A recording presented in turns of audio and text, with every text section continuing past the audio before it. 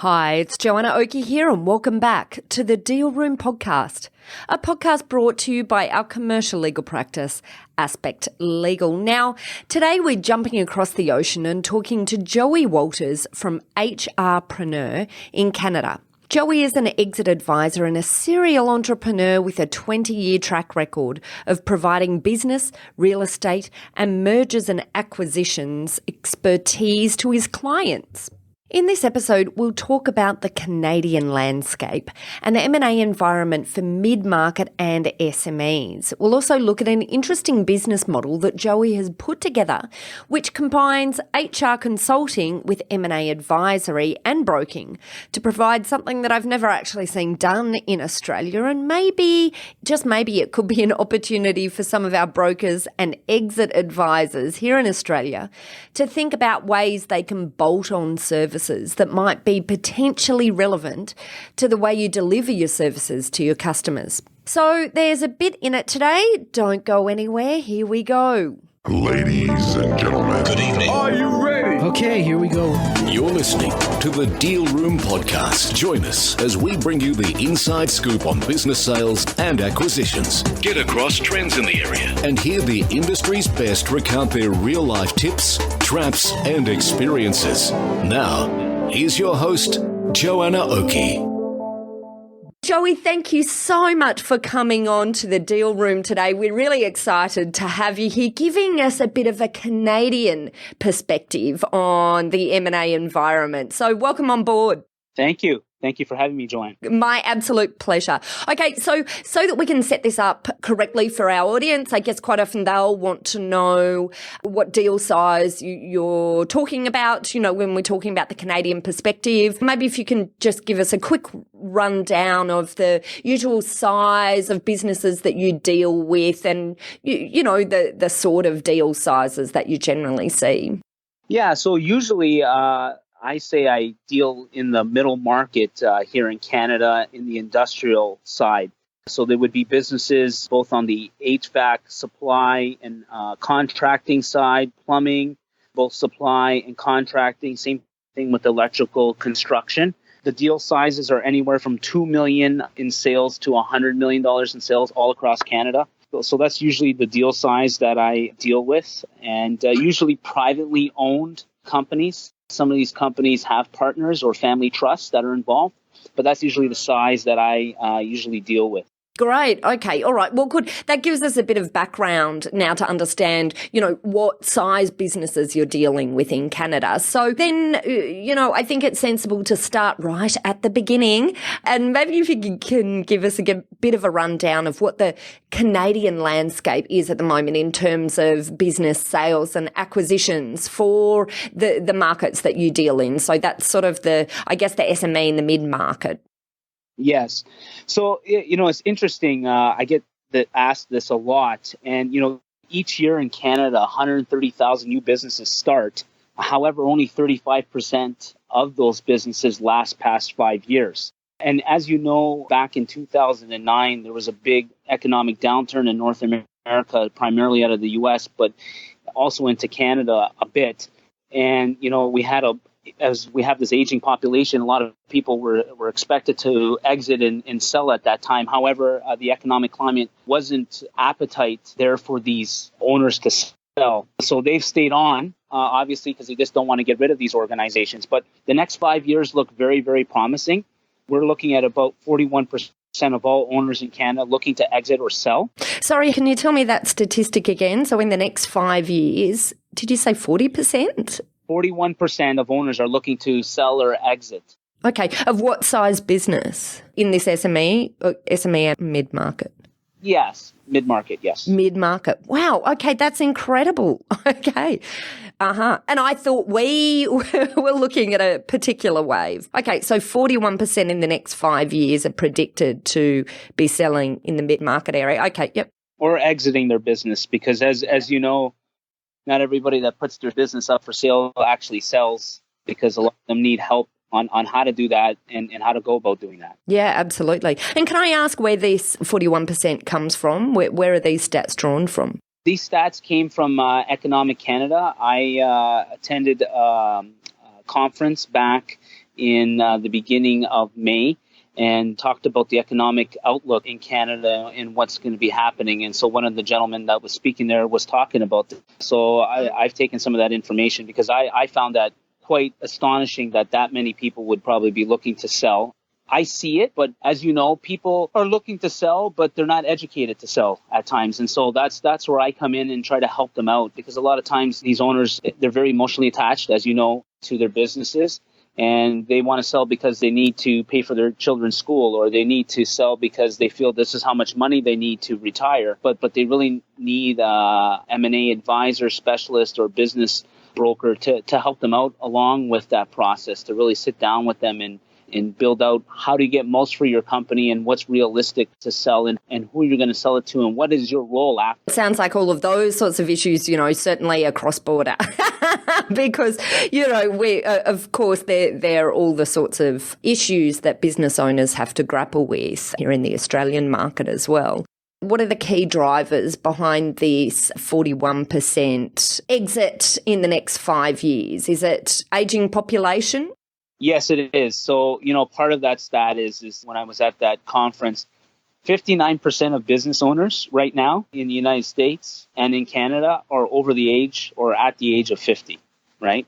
So that's a big stat. And so, as much as we have new entrepreneurs coming in, we still have that aging population generation that are still actively in the market, still trying to grow their businesses or keep them stably and profitable. And not always the next generation in the family want to take over the business. They want to go off and do something else. And so these people are going to be looking to potentially exit and sell. Have you seen anecdotally yourself any changes over time while you've been in the business of business owners moving from family succession plans to now family being less of a succession plan and owners now looking to third-party buyers as their exit strategy? I haven't seen an increase in that. But there's a mixture. There's definitely a mixture out there. I speak to a lot of business owners, and some of them are not interested in selling. Some of them have 4 or 5 generations. Actually, I had lunch today with a gentleman that's not ready to sell. He's in his early 50s. He wants to see where his kids are going to be at. He's growth and profitable right now, and he wants to continue to grow and expand. However, he's not looking to grow. However, he knows of many people in his industry that are looking to sell. So he was just interested to meet with me to get my perspective. So I haven't a decrease in family, but it really depends on the size of the business and whether it has been passed on through generation. Specifically here in Toronto in the GTA, and the construction side, in the industrial side, a lot of supply owners and a lot of home builders and big developers, all family-owned businesses, been passed on through generations, and those people have no interest in selling, and they control a big part of the market here. Right. Okay, that's interesting. Just coming back to these statistics here about the likely number of exits into the next 5 years, are there other drivers for this wave? Because it does seem like a very large number of predicted exits. So are there other drivers as well? Yeah, I would say, we have international influence that are looking to grow and buy. And so people are looking to, if they have a deal at hand, most entrepreneurs are deal makers. And so if they feel that they can get money for their company and they're willing to take that next. I think it's also, people want to do other things in their life. But I do see from the buyer perspective is a lot of people, have a misconception that they think that buyers are looking for companies that are turnaround companies and that are companies that are not doing well financially and that they're going to come in and swoop them up and turn them around. That's actually opposite. Buyers are looking for stable, profitable companies or growing profitable companies. I think there's a big misconception. Every time, I talk to a lot of business owners and they're like, I'm not just going to give this away for free. This is not a fire sale.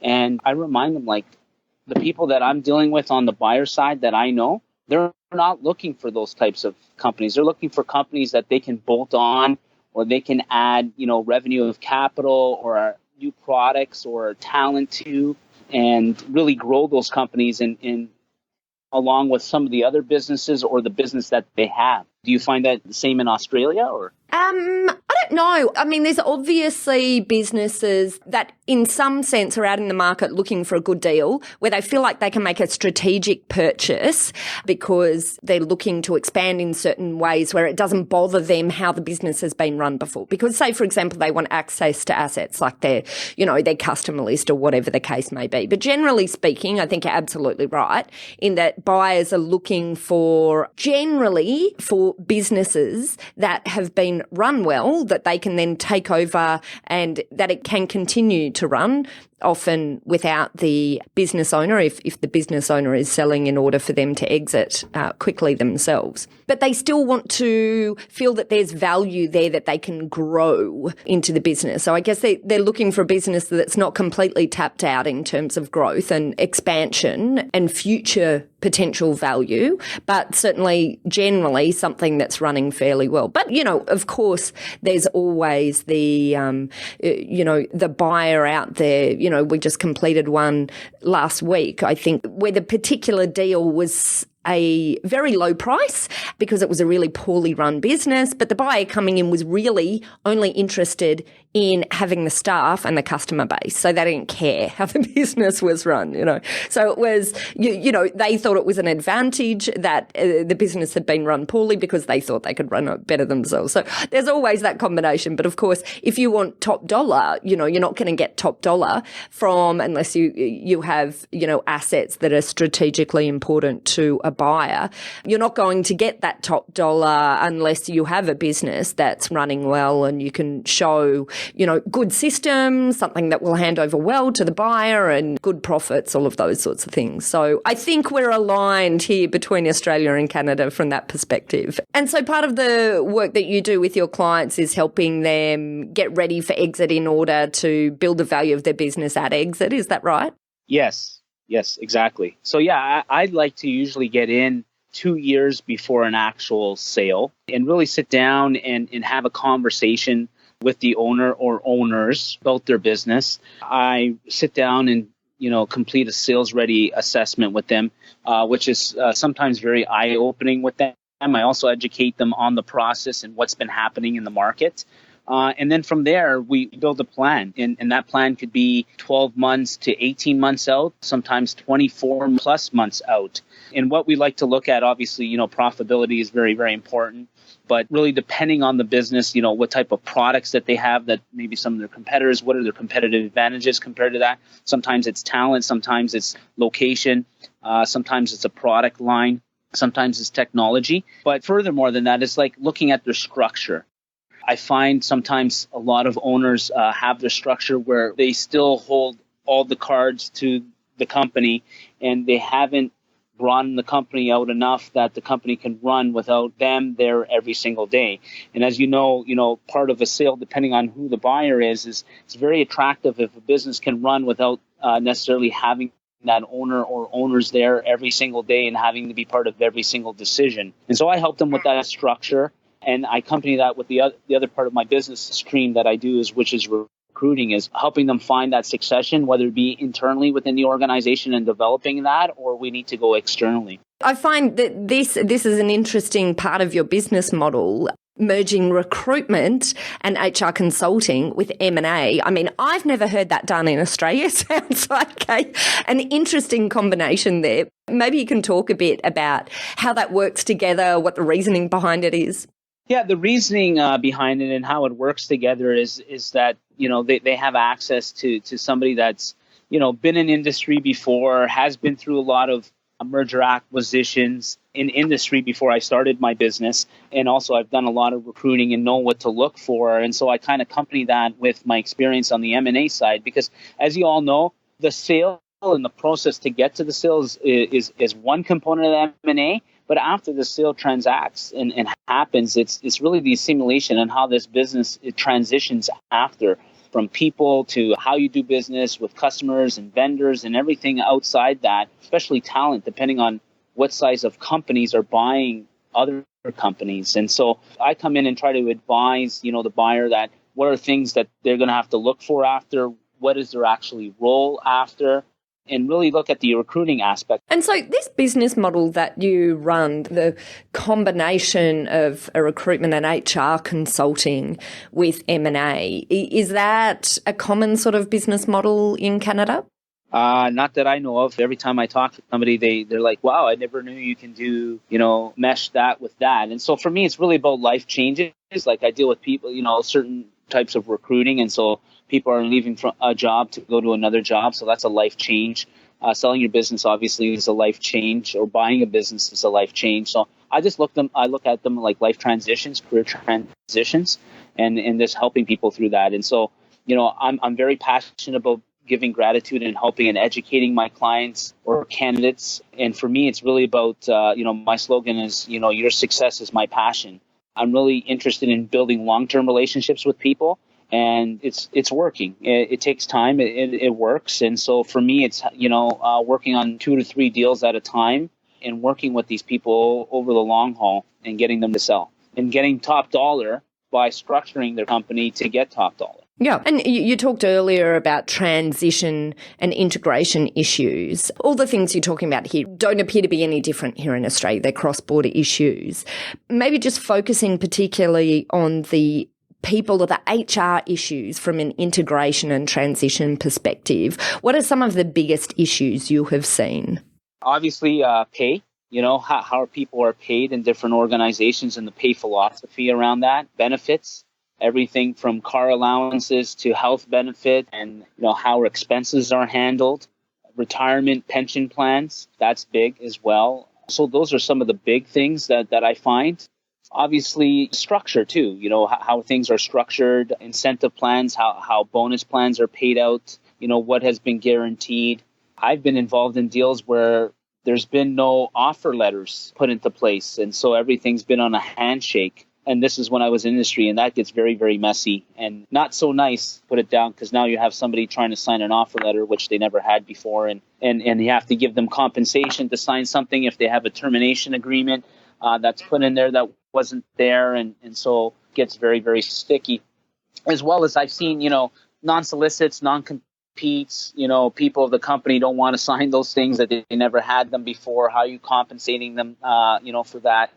So it can be very messy and sticky depending on, the size and how things flow. And so how do you generally approach dealing with these issues? And I guess from an organisational perspective, it makes sense to, at some stage, bring all of the payments and the benefits into alignment and the terms of employment into alignment across the pool of employees. But of course, it needs a considered approach. So what's the approach that you generally suggest? How do people start? Yeah, my approach is to really understand, what's the different philosophies in the organization, how if this deal were to happen after you do the due diligence, how you're going to handle it, and really communicate that up front and honestly. I've seen too many times where things are promised to employees, and then over a period of time, things change. And then they go back and they resonate on the time that they were told that things weren't going to change and everything's going to run the same and so forth. I think if you just say, hey, listen, we're going to do our best to have business as usual as we continue to go through, but there's going to be some synergies and some things that we're going to be working on, and there could be changes further, and we're going to announce those changes. And it's just better to be upfront and then call the people in and explain to them, hey, we're going to be making this change in this time. I think if you also do it and say, hey, if this is going to happen in 3 to 6 months, or this is going to happen in a year's time, and this is the reason why we're doing it, people don't want to hear that at times because it might affect them, but they will like the honesty in the long term. If you go and say, we're not going to do anything, and you make a change in 3 months, and then in another 9 months, you make another change, and you keep saying, okay, that's the end of the changes, people stop believing you, right? Yeah, and it's really about then understanding how you're going to be operating that organisation moving forward, how you're going to deal with the transition issues from the beginning. And, I think part of these issues come when, number one, the strategies haven't been thought through properly, right from the beginning. And, it's a drip change approach as issues occur, tackling them rather than there being a strategy from the beginning that is communicated and then understood by employees. Yeah, I find that everybody gets excited about M&A and they think it's sexy, but yet, when you get down to the grunt of it, when you're going through negotiations it gets very emotional and gets very, especially for the business owner that's selling, can be very emotional because they take it, or the partners, they take it very personally. But then after the fact, it's very emotional for employees, right? So you're trying to make things as smooth as possible. But to your point, if a company's never bought out another company and they don't have a strategy on how they're going to handle taking two cultures and merging it together and having different philosophies, and they're just interested, hey, like I'm going to buy this and the company's going to continue to run, you're not going to win in the long haul. So it's really, really going in and understanding how you're going to do that and really getting the expertise to do that, because it can be very messy after the fact. And if we've got any businesses here who are interested in making contact with you, maybe you can tell us how they can do that as well. Yeah, I just want to say thank you, Joanna, for having me and getting a Canadian perspective. My absolute pleasure. If anybody's interested in getting a hold of me, you can find me at www.HRPrenuer.ca. or my email is jwalters@hrpreneur.ca. Fabulous. Wonderful. Thanks, Joey. It's been a pleasure. Thank you. Likewise. And that's a wrap. As a quick review, the highlights for this episode are firstly Joey walking us through the Canadian SME M&A landscape, where it's expected that 41% of business owners will be looking to exit or sell their businesses due to the ageing population. So certainly nothing different there. Very similar themes here on the Australian shores. Secondly, we talked about the different types of buyers out in the Canadian marketplace and the sorts of things that they're looking for when considering an acquisition. So generally speaking, it's consistent with the drivers we have here in Australia, with buyers looking for businesses that have been run well and that aren't completely tapped out in terms of growth and expansion, something that they can take over and continue to run because it's not highly dependent on the business owner. And then finally, we finished off with identifying the biggest HR issues from an integration and transition perspective. These include how much and how people are paid and the philosophy around that, employee benefits and how expenses are handled, retirement, or in his word, pension plans, how things are structured, incentive plans, bonus plans and guarantees, and lastly, terms and agreements that aren't supported contractually. Well, that's it. If you enjoyed what you heard today, please subscribe to the Deal Room podcast on your favourite podcast player. If you're already a subscriber, please think about leaving an honest review on iTunes to help us reach more people. Well, thanks again for listening in. This has been Joanna Oakey and the Deal Room podcast, a podcast brought to you by our commercial legal practice, Aspect Legal. See you next time.